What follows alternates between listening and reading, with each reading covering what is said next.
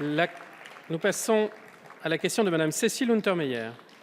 Madame la ministre des Solidarités et de la Santé, aujourd'hui en France, entre 35 et 40% des pensions alimentaires sont impayées. Les femmes en sont les premières victimes puisqu'elles constituent 85% des foyers monoparentaux. Ces femmes, nous les rencontrons dans nos permanences. Elles nous disent les lenteurs des procédures, l'impossibilité de faire appliquer les jugements, les délais inacceptables qui permettent juste à l'ex-compagnon d'organiser son insolvabilité.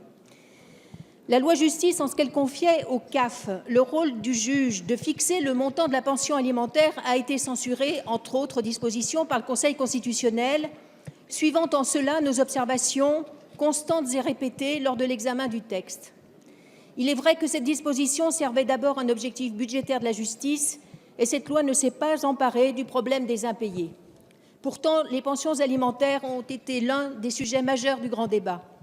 L'agence de recouvrement des impayés de pensions alimentaires, mise en place par la précédente majorité sous l'impulsion de Najat Vallaud-Belkacem, a permis d'améliorer le taux de recouvrement des pensions non versées de plusieurs points.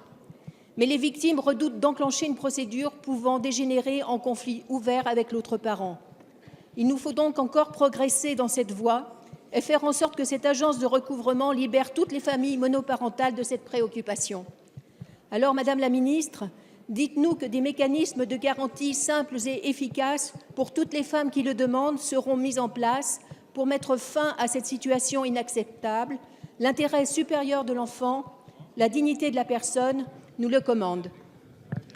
Chers collègues, la parole est à Madame Christelle Dubos, secrétaire d'État auprès de la ministre des Solidarités et de la Santé.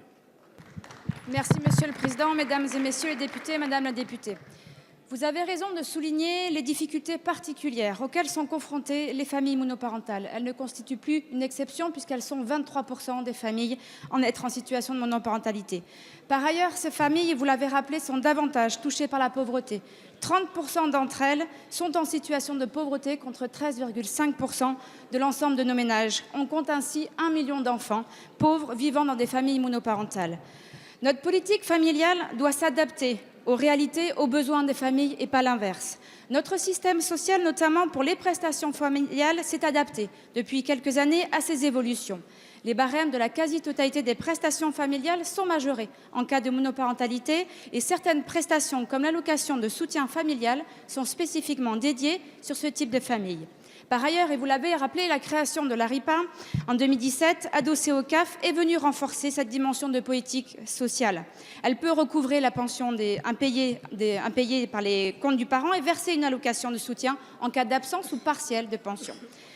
Et vous l'avez rappelé, le grand débat national a cependant rappelé la détresse de ces familles, nous pousse à nous interroger sur les difficultés que connaissent ces familles et à réfléchir sur des voies d'amélioration. Et comme vous, je pense à la question des pensions alimentaires, qui était un sujet d'angoisse et de conflit pour trop de familles monoparentales. Et le président de la République a en effet annoncé vouloir un système où l'on puisse recouvrer beaucoup plus rapidement cet argent auprès des mauvais payeurs et qu'on puisse avoir des mécanismes de garantie pour les accompagner.